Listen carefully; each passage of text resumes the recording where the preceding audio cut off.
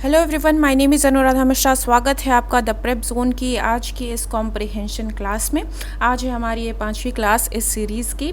I hope पिछली classes जो रही हैं वो आपको समझ में आई हैं। अगर आपने उन क्लासेस को नहीं देखा है तो एक बार ज़रूर देखिएगा, काफ़ी हेल्पफुल रहेंगी, क्योंकि आपको पता है कॉम्प्रिहेंशन वाला जो पोर्शन है वो हर एग्ज़ाम में आता है, तो हेल्पफुल रहेगा। और डेली जो न्यूज़पेपर में एडिटोरियल आता है, एक एडिटोरियल हम पढ़ते हैं, तो बिल्कुल फिर जो भी करंट सिनेरियोस चल रहे हैं उन सब से भी आप अवेयर हो जाते हो। ओके, तो आज का जो हमारा टाइटल है वो है वेल जज्ड, और ये जो एडिटोरियल आया था आज के इंडियन एक्सप्रेस पेपर में था। आइए पढ़ते हैं, समझते हैं, कुछ क्वेश्चंस भी सॉल्व करेंगे इसी पर बेस्ड, ठीक है। लेकिन वो क्वेश्चन सॉल्व करने से पहले मैं आपकी जानकारी के लिए बता दूं, हमारा नया पेड बैच आ रहा है, fly high with English season 11। और इस बैच में आपको पूरी इंग्लिश कवर करा के दी जाती है, चाहे आपका ग्रामर हो, वोकैब हो, कॉम्प्रिहेंशन हो, एवरीथिंग, ठीक है। मंडे 14 अप्रैल 2025 से बैच स्टार्ट हो रहा है। किसी भी एग्ज़ाम की आप तैयारी करते हैं, एसएससी का कोई भी एग्ज़ाम हो गया, या फिर सीडीएस है, एनडीए है, सीएपीएफ है, कोई भी एग्ज़ाम जिसमें इंग्लिश आती है, अगर आप तैयारी कर रहे हैं तो इस बैच में आपको पूरी इंग्लिश कवर करा के दी जाएगी, दैट टू लाइव क्लासेस के थ्रू।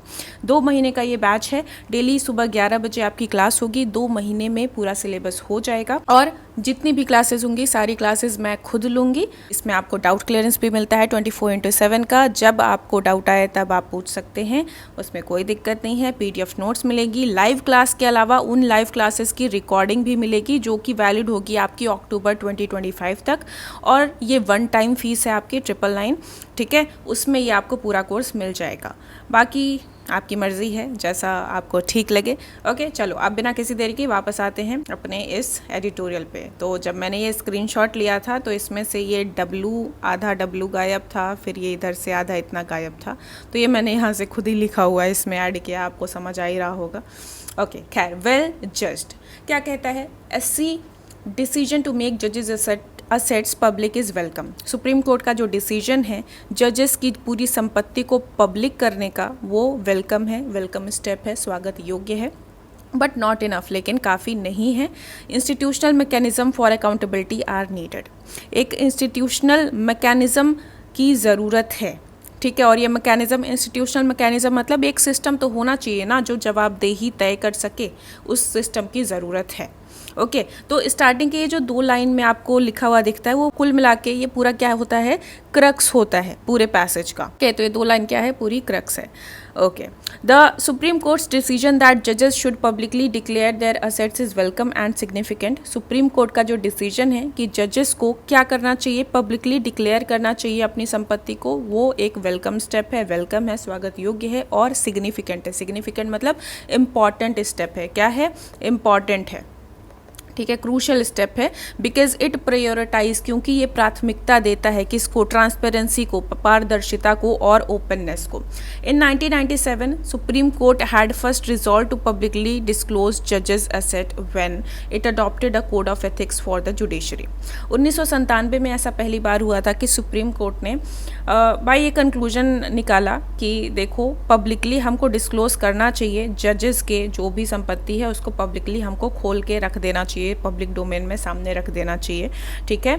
और फिर उन्होंने इसी बात को ध्यान रखते हुए code of ethics for the judiciary, ठीक है, कोड ऑफ एथिक्स को इन्होंने अडॉप्ट किया था, अपनाया था, ठीक है। इसका नाम क्या था इस कोड ऑफ एथिक्स का? The restatement of values of judicial life. Okay, now in a full court meeting on April 1। अब एक फुल कोर्ट मीटिंग हुई 1 अप्रैल को, जिसमें ऑल जजेस हैव यूनानिमसली मतलब एक मत रूप से, यानी सबने बोला कि हाँ भाई ये करना चाहिए। क्या कहा? कि रीअफर्म किया, फिर से दोहराया, फिर से बोला इस कोड को कि ये कोड पे हमें टिके रहना चाहिए। और इन्होंने अग्री किया टू पुट अप का मतलब क्या होता है?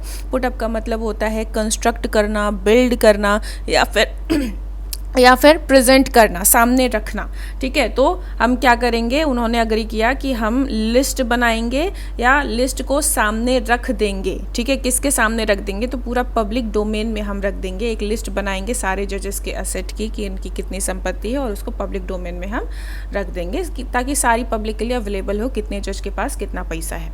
Okay, 2009 Delhi High Court ruling while upholding the disclosure of जजेस asset under the right to information act had said that all power, judicial power being no exception, is held accountable in a modern constitution. 2009 में Delhi High court ने एक ruling दी, ठीक है, ruling दी मतलब उन्होंने कहा क्या बात कही उन्होंने कि भाई देखो राइट टू इन्फॉर्मेशन एक्ट के अंतर्गत जजेस की पूरी संपत्ति को डिस्क्लोज कर देना ठीक है। उन्होंने ये कहा कि ऑल पावर, जिनके पास पावर है, ठीक है, और जुडिशियल पावर इसका कोई एक्सेप्शन नहीं है। जुडिशियल पावर भी, ऑल पावर मतलब जुडिशियल पावर भी उसके अंदर आती है और उन्हें जवाबदेह होना पड़ेगा। वो क्या है? जवाबदेह हैं एक मॉडर्न कॉन्स्टिट्यूशन के अंदर। अगर आपके पास पावर है तो अकाउंटेबिलिटी भी है, अकाउंटेबिलिटी के बिना कोई पावर नहीं है, ऐसा दिल्ली हाई कोर्ट ने कहा था, ठीक है। Holders of power to are expected to live by the standards they set, interpret और enforce at least to the extent their office demands. जितने भी ये होल्डर्स ऑफ पावर हैं, यानी जिनके पास पावर हैं, ठीक है, उनसे ये उम्मीद की जाती है कि वो लिव बाय करें। लिव बाय मतलब फॉलो करें उन स्टैंडर्ड्स को जो उन्होंने खुद सेट किए हैं, जो वो इंटरप्रेट करते हैं, जो वो एनफोर्स करते हैं। एनफोर्स मतलब लागू करते हैं, और एटलीस्ट उस हद तक, टू द एक्सटेंट मतलब उस हद तक तो आपको फॉलो करना ही चाहिए जितना आपका ऑफिस डिमांड कर रहा है आपसे, जितना आपका जो जॉब है वो डिमांड करता है, जितनी अकाउंटेबिलिटी, उतनी अकाउंटेबिलिटी तो आपको रखनी ही चाहिए। Conventions and practices long followed are known to be legitimate sources. Conventions and practices मतलब जो भी कस्टमरी लॉज रहे हैं, ट्रेडिशंस रहे हैं, ठीक है, वो क्या है, बहुत लंबे समय से फॉलो किए गए हैं और एक तरह से ये वैलिड सोर्सेज हैं। एक तरह से क्या है, वैलिड भी हैं कि हाँ भाई हम रूल्स को फॉलो कर रहे हैं तो ठीक है, वैलिड है। And as binding upon those concerned as the express provisions themselves, ठीक है। और ये जो आपके कस्टमरी लॉज हैं, ट्रेडिशनल लॉज हम जो फॉलो करते हैं, लंबे समय से फॉलो करते रहे हैं, ठीक है, वो क्या है, वैलिड होते हैं, वैलिड सोर्सेज हैं, और वो भी उतने ही बाइंडिंग है आपके ऊपर जितने की एक्सप्रेस प्रोविजंस मतलब रिटन लॉ जितने बाइंडिंग है, उतने ही बाइंडिंग ये वाले लॉज भी हैं। ये वाले लॉज मतलब आप कोई शिष्टाचार की बातें करते हो, आपको ये करना चाहिए, आपको भ्रष्टाचार नहीं करना चाहिए, आपको ये नहीं करना चाहिए, वो नहीं करना चाहिए, ठीक है। तो ये सारे क्या है, कस्टमरी लॉज हैं, ट्रेडिशनल लॉज हैं, ठीक है, आपके एथिकल लॉज हैं, तो इनको भी आपको उतना ही फॉलो करना चाहिए जितना आप कॉन्स्टिट्यूशनल लॉ को फॉलो करते हो। एट अ टाइम, ऐसे समय में, when a sitting High Court जज justice Yashwant Varma faces allegations, ऐसे समय में जब एक सिटिंग हाई कोर्ट के जज, ठीक है, कौन, यशवंत वर्मा जी, फेस कर रहे हैं आरोप, एलिगेशंस मतलब आरोप फेस कर रहे हैं किसके, that unaccounted cash was found at his official residence, कि उनका जो सरकारी आवास था उस पर कुछ अनअकाउंटेड कैश, कि भाई ये कैसा पैसा है, कहाँ से आया ये पैसा, ठीक है, तो ये पैसा मिला उनके सरकारी आवास पे। Chief justice of India Sanjeev Khanna का जो डिसीजन है ना, CJI हैं संजीव खन्ना जी, ठीक है, उनका डिसीजन जो है वो क्या करता है, सेंड करता है एक much needed signal that the judiciary is looking with in order to create institutional mechanism of accountability. तो एक ऐसे समय पे जब एक सिटिंग जज के पास आपको इतना पैसा मिल रहा है, वो भी अनअकाउंटेड पैसा है, तो उस समय पे जब संजीव खन्ना जी का ये डिसीजन आता है, ठीक है, ये डिसीजन आता है, तो फिर ये एक इंडिकेशन भेज रहा है बाहर, ये किस बात को इंडिकेट करता है कि हाँ भाई जुडिशरी खुद के अंदर एक बार झांक रही है ताकि ये एक इंस्टीट्यूशनल मैकेनिज्म क्रिएट कर पाए अकाउंटेबिलिटी के लिए, यानी जवाबदेही तय करने का कुछ तो सिस्टम ये बनाने की कोशिश में है, कुछ ये करना चाह रहे हैं।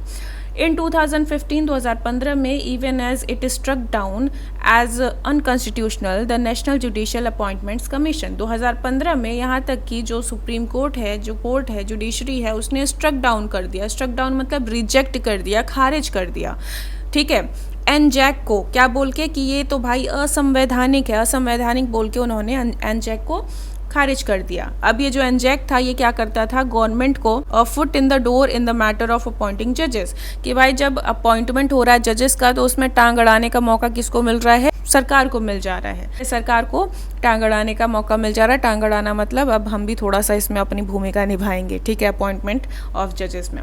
The supreme court acknowledge, supreme court ने एडमिट किया that steps had to be taken to ensure accountability of जजेस। तो 2015 में यहाँ तक कि कोर्ट ने या जुडिशरी ने एनजैक को खारिज कर दिया था अनकॉन्स्टिट्यूशनल बोल के, उसके बाद सुप्रीम कोर्ट ने एक्नॉलेज किया कि भाई देखो स्टेप्स तो बिल्कुल लेने ही चाहिए अकाउंटेबिलिटी इंश्योर करने के लिए। नाउ अ डेकेड लेटर, अब एक दशक बाद, लगभग 10 सालों के बाद, द टू रिसेंट इंसिडेंट्स, दो रिसेंट जो घटनाएं हुई in which questions have been raised, जिसमें प्रश्न उठे हैं कंडक्ट ऑफ जजेस पे कि भाई जजेस का कंडक्ट कैसा है, कंडक्ट मतलब उनका चाल चलन कैसा है, इस पे क्वेश्चंस उठ चुके हैं। इन्होंने पॉइंट किया है to the continuing lack of an institutional framework. ये ऐसे कंडक्ट पे उनकी अगर उंगली उठ रही है, इसका मतलब कि भाई कुछ तो इंस्टीट्यूशनल फ्रेमवर्क यहाँ गड़बड़ झाला है, यानी कि इंस्टीट्यूशनल फ्रेमवर्क यहाँ पे है ही नहीं, कोई अकाउंटेबल ही नहीं है ना। यहाँ पे करप्शन में पकड़ा जा रहा है कोई, तो फिर क्या करना है, कुछ नहीं हो रहा है, बस ट्रांसफ़र कर दे रहे हैं। ये कौन सी बात हुई, है ना। In justice Varma's case the allegations concern financial corruption. Justice Varma का केस देखा जाए तो इसमें एलिगेशंस किस चीज़ के हैं, फाइनेंशियल करप्शन के हैं। और एक और जो दूसरा इंसिडेंट की बात है, वो इंसिडेंट कौन सा है, इलाहाबाद हाई कोर्ट के जज हैं जस्टिस शेखर यादव, जिन पे आरोप किसके लगे थे कि ये पार्टिसन बायस हैं एंड प्रिजुडाइज्ड हैं, है ना। पार्टिसन बायस मतलब किसी एक पार्टी की तरफ ये बायस्ड हैं, जबकि एक जज को क्या होना चाहिए, न्यूट्रल होना चाहिए, लेकिन ये क्या है, एक तरफ बायस्ड हैं और प्रिजुडाइज्ड हैं। अब भाई एंड इससे जुड़ा है तो प्रिजुडाइज्ड का मतलब क्या होगा, वही पार्टिसन बायस यानी बायस्ड ही हैं। Okay, while an in house judicial inquiry has been initiated in both case, जबकि एक in house judicial inquiry initiate शुरू हो चुकी है दोनों ही केसेस में। वो जो फैक्ट है is that there are few options for the institution. Fact ये है कि भाई ना के बराबर इंस्टीट्यूशन है, कोई सिस्टम ही नहीं है इन पे कार्रवाई करने का। इंक्वायरी करके हम क्या कर लेंगे, सज़ा हम दे नहीं सकते। The constitution sets a high bar for the impeachment of जज। कॉन्स्टिट्यूशन जो है हमारा, वो एक बहुत ही हाई बार सेट कर देता है, एक स्टैंडर्ड ही बढ़ा देता है इम्पीचमेंट के लिए, कि आसानी से आप इम्पीचमेंट भी नहीं कर सकते हो। जब तक पॉलिटिकल कंसेंसस ना हो तब तक फिर आप इम्पीचमेंट नहीं कर सकते हो। Even the decision to initiate an in house inquiry is solely in the hands of CJI। ठीक है, यहाँ तक कि अगर एक इन हाउस इंक्वायरी भी आपको बिठानी है तो वो भी डिसीजन कौन लेता है, CJI लेते हैं। ठीक है, who increasingly has a short tenure, और जिनका इंक्रीजिंगली आपको क्या दिखता है, शॉर्ट टेन्योर। कितना ही टेन्योर होता है, 1 साल 2 साल कुछ महीने, इससे ज़्यादा का टेन्योर CJI का होता भी नहीं है। At the same time informal solutions to deal with corruption, और उसी समय एट द सेम टाइम जो इनफॉर्मल सोल्यूशंस हैं करप्शन से डील करने की। इनफॉर्मल सोल्यूशन मतलब क्या, जैसे कि ट्रांसफ़र हो जाता है जजेस का, या फिर उनको जुडिशियल वर्क से विड्रॉ कर दिया जाता है कि भाई तुम कोई जज वाला काम करोगे नहीं, है ना। ये सारे ये जो इनफॉर्मल सोल्यूशंस हैं हैव बीन वोफुली इनएडिक्वेट, वो अपर्याप्त रहे हैं। वोफुली मतलब क्या, अनफॉर्चुनेटली। ठीक है, अनफॉर्चुनेटली प्लीज़ लिख लीजिएगा। वोफुली मतलब अनफॉर्चुनेटली या फिर सैडली ये क्या रहे हैं, इनएडिक्वेट रहे हैं। ठीक, द कोलेजियम्स ट्रांसफ़र पॉलिसी, कोलेजियम की जो ट्रांसफ़र पॉलिसी है मोस्टली श्राउडेड इन सीक्रेसी, जो कि श्राउडेड मतलब कवर्ड रहती है, जो ढकी रहती है, वील्ड रहती है। ठीक है, कवर्ड रहती है सीक्रेसी में। ट्रांसफ़र पॉलिसी जो है कोलेजियम की वो बिल्कुल सीक्रेट है। फॉर जजेस in the dock is now being question by the bar, और ये जो कोलेजियम की ट्रांसफ़र पॉलिसी है वो अब क्वेश्चन की जा रही है बार के द्वारा। बार मतलब जो अलग अलग स्टेट्स की बार काउंसिल हैं उनकी बात है। ठीक है, अब इन द डॉक यहाँ आपको देखने को मिला। इन द डॉक का मतलब क्या होता है, जिन पे ट्रायल चल रहा है, इन ऑन ट्रायल। ठीक है, लिख लीजिएगा, ऑन ट्रायल मतलब जिन पे ट्रायल चल रहा है, उन जजेस की बात है। फॉर जजेस in the dock is now being question, ये जो ट्रांसफर पॉलिसी है उसको उस पर प्रश्न उठाए जा रहे हैं बार के द्वारा। पिछले 2 हफ्तों में, अब ये बताएगा कैसे उठाए जा रहे हैं, तो पिछले 2 हफ्तों में जो इलाहाबाद और कलकत्ता हाई कोर्ट है उन्होंने प्रोटेस्ट किया है। किस चीज़ का, रिपैट्रिएशन ऑफ जजेस का। रिपैट्रिएशन मतलब, रिपैट्रिएशन होता है कि यहाँ से निकाल के कहीं और भेज दे रहे हो, ठीक है, वापस भेज दे रहे हो। तो रिपैट्रिएशन ऑफ जजेस हुआ, तो उस पर उन्होंने बवाल काटा कि क्यों भैया हमारे पास क्यों भेज रहे हो इन भ्रष्टाचारियों को, या जिनका कंडक्ट गलत है उन्हें आप हमारे पास क्यों भेज दे रहे हो, है ना। That is why even though the court's decision to disclose asset is a step in the right direction to retain public trust in the institution, much more needs to be done. और इसीलिए even though मतलब भले ही court का जो decision है assets disclose करने का, वो एक सही दिशा में उठाया हुआ कदम है, ठीक है, सही दिशा में उठाया हुआ कदम है, जिससे पब्लिक ट्रस्ट वो रिटेन करेंगे, पब्लिक ट्रस्ट बना रहेगा, ठीक है, उस इंस्टीट्यूशन में। लेकिन अभी भी ज़रूरत है और भी बहुत कुछ किए जाने की। इट इज़ ऑल्सो इम्पॉर्टेंट, ये भी इम्पॉर्टेंट है that the framework of accountability comes from with in the judiciary, कि जो फ्रेमवर्क ऑफ अकाउंटेबिलिटी है वो जुडिशरी के अंदर से निकल के आए, ताकि जो इंस्टीट्यूशन है वो अपनी इंडिपेंडेंस बना बनाए रखे, प्रिजर्व कर पाए, सस्टेन कर पाए। अदरवाइज़ क्या होगा, अगर ऐसा कोई फ्रेमवर्क, ऐसा कोई सिस्टम गवर्नमेंट बनाती है तो उसमें फिर गवर्नमेंट का हस्तक्षेप होने लगेगा और फिर बात वही आ जाएगी कि जुडिशरी फिर इंडिपेंडेंट रह नहीं जाएगी। इसलिए कह रहा है कि अगर ऐसा कोई फ्रेमवर्क लाना भी है तो भैया जुडिशरी खुद लेकर आए। Okay, in fact the judiciary must acknowledge मतलब एक्सेप्ट करना, ठीक है, जुडिशरी को ज़रूर एक्सेप्ट करना चाहिए कि अकाउंटेबिलिटी जो है वो इसके इंडिपेंडेंस का एक फैसेट है ना, कि अगर इंडिपेंडेंस है तो अकाउंटेबिलिटी होगी, और अगर इंडिपेंडेंस चाहिए तो अकाउंटेबल आपको रहना पड़ेगा। So this was the passage, I hope clear हुआ होगा। ओके, अब हम बात करते हैं इस पर पूछे गए क्वेश्चंस की। So what was the main purpose behind the supreme court's 1997 decision to disclose जजेस एसेट। मेन पर्पस क्या था जब उन्होंने 1997 में एक डिसीजन लिया कि जजेस की एसेट को डिस्क्लोज करेंगे, ताकि वर्कलोड कम हो। वर्कलोड का तो यहाँ कोई बात ही नहीं हुई थी। Increase public trust through transparency to punish corrupt जजेस, ऐसा भी कुछ नहीं था भाई, डिस्क्लोज करके आप कैसे पनिश कर लोगे। टू अलाउ मीडिया की बात ही नहीं थी, हटा दो यहाँ से। बचा क्या, increase public trust through transparency. Question number 2 कहता है according to the passage what makes it difficult to remove a sitting जज फ्रॉम ऑफिस। कौन सी चीज़ डिफ़िकल्ट बनाती है एक सिटिंग जज को उसके ऑफिस से निकालने में। तो आपने देखा था कि भाई इम्पीचमेंट के जो बार हैं वो काफ़ी हाई हैं, है ना। Lack of support from political leaders, complex impeachment procedure in the constitution, जजेस इम्यूनिटी फ्रॉम लीगल एक्शन, या फिर सपोर्ट फ्रॉम जुडिशियल स्टाफ। क्या लिखा था कि इम्पीचमेंट के बार इतने हाई हैं कि भाई दिक्कत हो जाती है, जब तक पॉलिटिकल कंसेंसस ना हो तब तक आप इम्पीच कर ही नहीं सकते हैं किसी को, ठीक है। तो यहाँ पे क्या हो जाएगा आपका option B for question number 2। अब आते हैं नंबर 3 पे। नंबर 3 कहता है which of the following best describes the author's tone in discussing the collegium's transfer policy. Okay, जो ऑथर का टोन है डिस्कस करने में कॉलेजियम की ट्रांसफ़र पॉलिसी को, कैसा है, इनकरेजिंग है, न्यूट्रल है, क्रिटिकल है, या एपैथेटिक है। एपैथेटिक मतलब हमको कुछ फर्क ही नहीं पड़ रहा है, ठीक है, कैसा है। तो कॉलेजियम की ट्रांसफ़र पॉलिसी को यहाँ पे क्या किया जा रहा था, क्रिटिसाइज़ किया जा रहा था कि भाई देखो बार काउंसिल वाले हैं वो प्रोटेस्ट कर रहे हैं हर जगह, ठीक है। तो क्या कर रहे थे, क्रिटिसाइज कर रहे थे, इनकरेज नहीं कर रहे थे, न्यूट्रल तो बिल्कुल नहीं थे, और एपैथेटिक के हमको फर्क ही नहीं पड़ता, ऐसा भी नहीं था। Number 4, what does the word shrouded as used in the passage most likely mean. Shrouded मतलब अभी मैंने क्या बताया था, कवर्ड, है ना, क्या बताया था मैंने, कवर्ड। और कवर्ड का सही मीनिंग कहाँ दिख रहा है, प्रेज्ड में, हिडन में, एक्सप्लेन्ड में, अनाउंस्ड में। हिडन में, that's your answer. What is the central argument of the passage, जजेस should be given longer tenure, ऐसा लिखा था, नहीं ये नहीं लिखा था। Judiciary must be free from government control, या declaring asset is good but deeper reforms are necessary for accountability, या bar association should lead judiciary reforms. हम कह रहे हैं सेंट्रल आर्ग्यूमेंट क्या है, और याद करिए मैंने अभी बोला था जब स्टार्ट कर रही थी कि स्टार्टिंग के जो दो लाइंस होती हैं ये बताती हैं कि क्रक्स क्या है इस पूरे पैसेज का। तो क्रक्स क्या कह रहा है कि भाई देखो एसेट को पब्लिक करना तो बिल्कुल वेलकम स्टेप है, लेकिन ये काफ़ी नहीं है, आपको कुछ तो सिस्टम बनाना पड़ेगा अकाउंटेबिलिटी के लिए। तो बताइए आप यहाँ पे आंसर क्या होगा, आंसर होगा कि declaring asset is good but deeper reforms are necessary for accountability, option C for question number 5। तो इसी के साथ ये पैसेज होता है ख़त्म। जाने से पहले एक बार फिर से याद दिला दूँ हमारे नए कॉम्पिटिटिव इंग्लिश के बैच के लिए। So fly high with English season 11 14 अप्रैल से शुरू हो रहा है, और 1 घंटे की क्लास होगी डेली सुबह 11 बजे।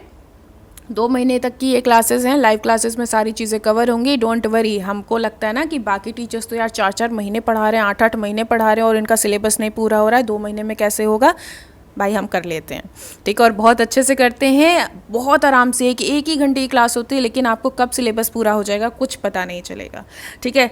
999 इसकी फ़ीस है, 1 टाइम फ़ी होगी। डाउट जब मर्जी तब आप पूछ सकते हो पूछ सकते हो। और ये गूगल मीट पे क्लासेस होंगी, ठीक है, गूगल मीट पे होंगी। हमारा अभी कोई ऐप नहीं है, भगवान की दया से आने वाले समय में ऐप बन जाएगा, लेकिन अभी के लिए कोई ऐप नहीं है। अगर आप इंटरेस्टेड होंगे इस बैच में तो ये जो व्हाट्सएप नंबर दिए हैं एक हाई भेज दीजिएगा, आपको सारी डिटेल्स यहाँ पे मिल जाएंगे।